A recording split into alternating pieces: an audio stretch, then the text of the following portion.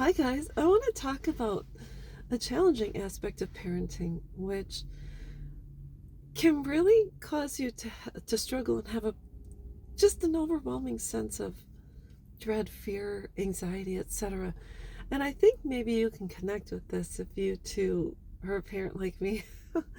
I said the hardest part about not being around your child is because remember when they were little, got hurt. They say, "Mommy, it hurts," and you were there to hug and kiss them and help them deal with the pain and make it go away, and either give them a kiss the boo boo, or put a band aid on, or take them to the hospital if they weren't feeling well.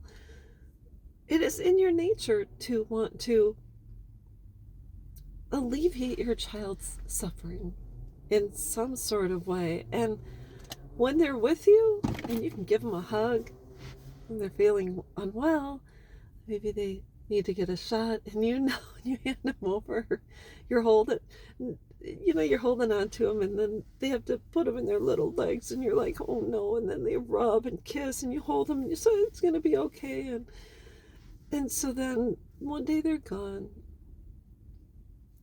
You don't know where they're at because they have completely disconnected, and you don't have a forwarding address. And you know they're going to go through hurts and pains, and maybe they'll get sick or they'll fall in love and go through trials in life.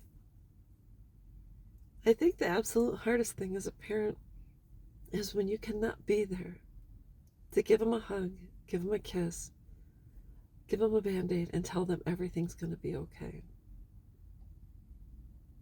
The hardest part of having children is having to let them go. And I don't think any amount of practice, even when they leave for school on the school bus the first day.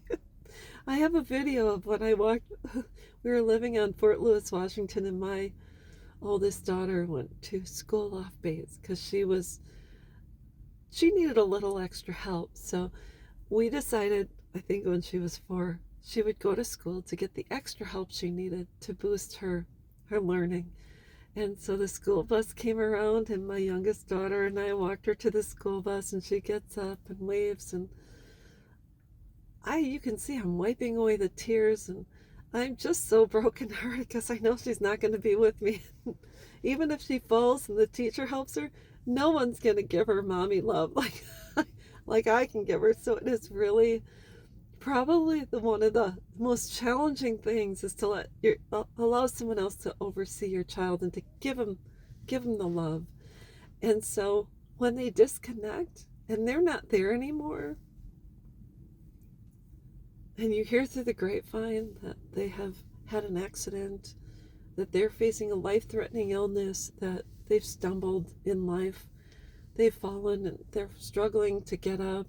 When they get pregnant, when you hear that your daughter's had a baby, and you are not there to kiss that boo-boo, not knowing if your son or daughter yelled out, oh, mom, calling for mom, calling for dad, I think it's got to be one of the most challenging situations because you want to find out, you want to call, you want to see if they're okay, you want to have someone else reach out and see if they're. It has got to be. It is one of the most challenging times when you are not there to ease their pain. So what do? The next best thing, and probably the most best thing you can do, is to give them to God. Because even if they're not with us because they've moved away, or they're in college, or they've got married, or they have a family, and you don't connect every minute of every day like when they're home, if you can give them to God and someone that has passed before you, that's up in heaven, and you say, grandma, dad, aunt, can you please take care of my son? Can you please take care of my daughter? Because they've chosen for me not to be with them at this time, but you're always with them. So can you please keep an eye?